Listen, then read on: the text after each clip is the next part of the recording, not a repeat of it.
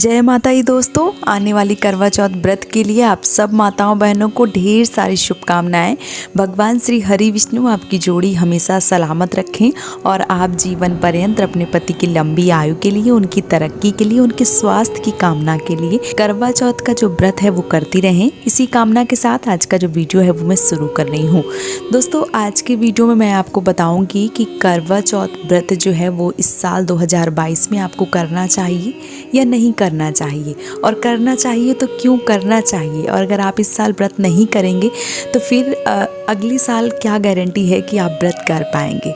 बहुत ही डिटेल से बताने वाली हूँ, तो वीडियो को बहुत ही ध्यानपूर्वक देखें और समझें, और आपके जो भी प्रश्न हैं वो मुझे कमेंट सेक्शन में ज़रूर पूछें। तो चलिए शुरू करती हूँ आज का वीडियो। देखिए, करवा चौथ का जो व्रत है वो निर्जला रखा जाता है, बगैर पानी पिए, बगैर कुछ भी खाए हुए रात में चंद्रदेव के जब तक दर्शन हो न जाए और अपने पति के हाथों से पानी पी न लें, तब तक वो व्रत जो है वो नहीं खोलती हैं। जैसे कि सबको पता है कि करवा चौथ का जो व्रत है वो पति की लंबी आयु के लिए रखा जाता है। तो ऐसे में बहुत सारी बहनों के मन में बहुत सारी उथल पुथल मची हुई थी, बहुत सारे प्रश्न थे उनके मन में। रोज़ मुझे ये प्रश्न जो है वो मिल रहे थे कि दीदी जल्दी से वीडियो बनाइए, मैं बहुत ज़्यादा परेशान हूँ। तो मैंने सोचा चलिए वीडियो जो है वो बना दिया जाए। करवा चौथ व्रत जो है वो 2022 में क्यों असमंजस में हैं लोग, क्यों रखें या ना रखें, इस बात की मतभेद जो है वो उनके मन में क्यों चल रहा है। देखिए, इस साल 2022 में जो शुक्रवार है, जो शुक्र ग्रह है वो अस्त हो गया है 2 महीने के लिए। ऐसे में बहुत सारे लोग बोल रहे हैं कि करवा चौथ का जो व्रत है वो नहीं करना चाहिए, और अगर करते हैं तो कुछ अनहोनी ना हो जाए। कुछ ऐसे बहुत सारे प्रश्न जो हैं वो सुन रही हैं माताएं बहनें, तो उनको बहुत ज़्यादा बुरा लग रहा है कि वो व्रत जो है वो नहीं रख पा रही हैं। बहुत मन में क्या बताऊं मैं, क्या क्या चल रहा है। होता क्या है, जो भी नई माताएं बहनें हैं जिनकी अभी नई नई शादी हुई है, वो हमारी प्यारी प्यारी बहनें करवा चौथ का व्रत जो है वो करना चाहती हैं, लेकिन किसी कारणवश जैसे इस तरीके की कोई भी वीडियो देख लेती हैं, या कई बार उनसे कोई अड़ोसी पड़ोस रिश्तेदार जो भी है, बगल वाली जिज्जी जो भी बोल देती हैं कि नहीं रखा जाता है, तो उनके मन में ये चीज़ घर कर जाती है कि अब ये व्रत है जो करें तो कैसे करें। तो देखिए, हाँ, मैं इस चीज़ को मानती हूँ कि शुक्र ग्रह जो है वो अस्त है 2 महीने के लिए, लेकिन शुक्र ग्रह जो है वो 28 सितंबर को अस्त हो गया था, और उस दिन पड़ रहा था आपका नवरात्रि का तृतीय दिन, माँ दुर्गा का तृतीय दिन था, क्योंकि 26 सितंबर से नवरात्र का आगमन हुआ था, और 28 सितंबर को जो शुक्रवार है, जो शुक्र है वो अस्त हो गए थे, और वो 26 नवंबर को उदय होंगे। मतलब 2 महीने के लिए जो शुक्र ग्रह हैं वो अस्त हो गए हैं। 2 महीने लोगों का ऐसा कहना है कि 2 महीने शुभ कार्य जो हैं वो नहीं होते।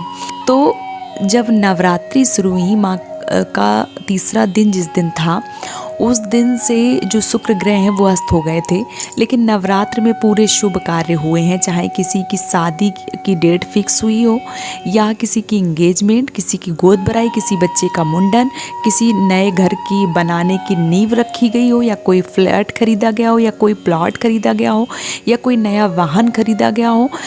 मतलब जो चीज़ें हैं वो नवरात्र में फिक्स हो जाती हैं, क्योंकि नवरात्र 9 दिनों का बहुत ही ज़्यादा शुभ माना जाता है, इसलिए जो भी शुभ कार्य हैं वो नवरात्रि में हो जाते हैं।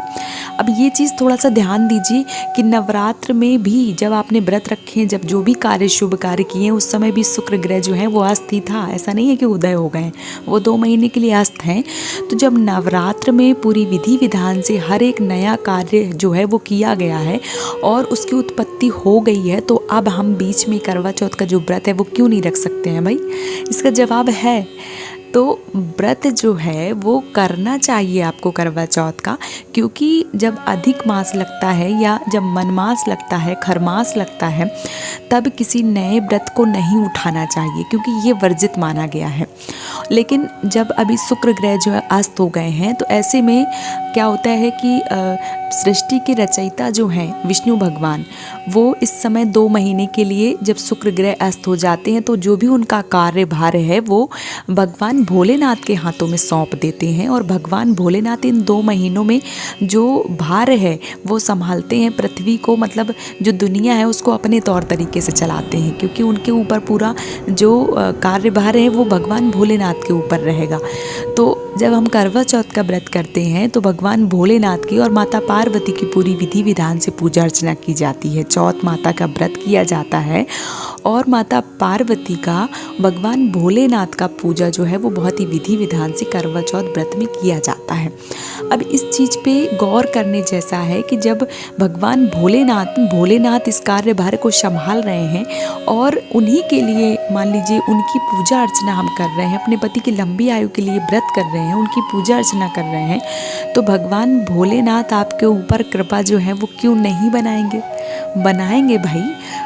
जो भोलेनाथ हैं और माता पार्वती हैं वो आपके ऊपर पूरी विधि विधान से अगर आप पूजा करते हैं, व्रत करते हैं, आपके मन में कोई भी छल कपट नहीं होता है, तो माता पार्वती का और भोलेनाथ का आपके ऊपर आशीर्वाद जो है वो रहता है।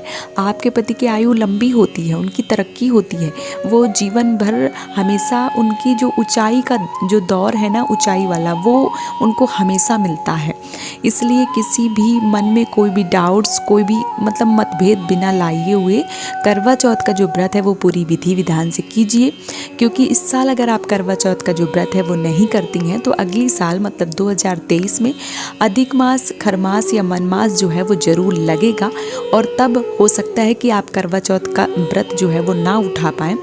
ऐसे में अगर इस साल नहीं उठाएंगी, अगली साल भी नहीं उठा पाएंगी, तो फिर क्या होता है कि कई बार परिस्थिति ऐसी सामने आ जाती है, कभी कभी कोई भी मतलब कार्य ऐसे हो जाते हैं जब हम जो व्रत है वो नहीं कर पाते हैं, तो फिर जो व्रत है वो लंबा खिंच जाता है। क्योंकि कई बार बहुत सारी बहनों के ये भी प्रश्न आ रहे थे कि दीदी 5 साल हो गए हम व्रत जो है वो नहीं उठा पाए, तो इस साल क्या कर सकते हैं तो या नहीं कर सकते। तो आप सभी माताओं बहनों से मेरा एक ही निवेदन है कि जो भी माताएं बहनें इस बार करवा चौथ का व्रत जो है वो करना चाहती हैं वो कर सकती हैं, कोई भी दिक्कत जो है वो नहीं होगी।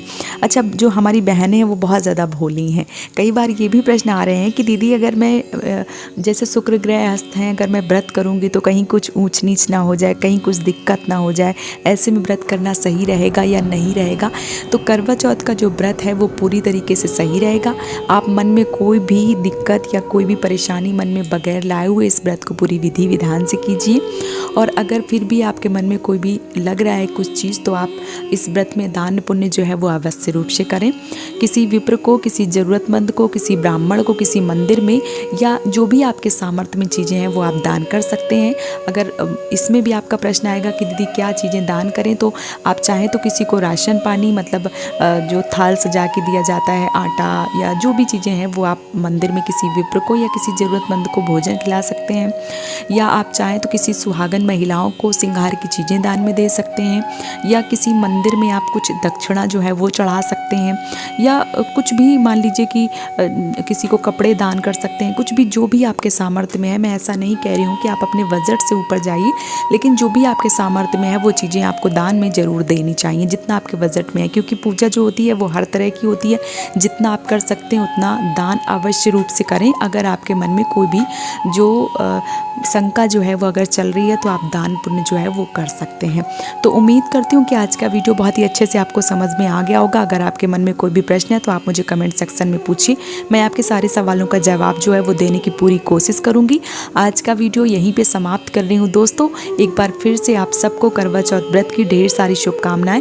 भगवान श्री हरि विष्णु आपकी जोड़ी हमेशा सलामत रखें। इसी के साथ आज का जो वीडियो है वो मैं समाप्त कर रही हूँ। जय माता दी दोस्तों।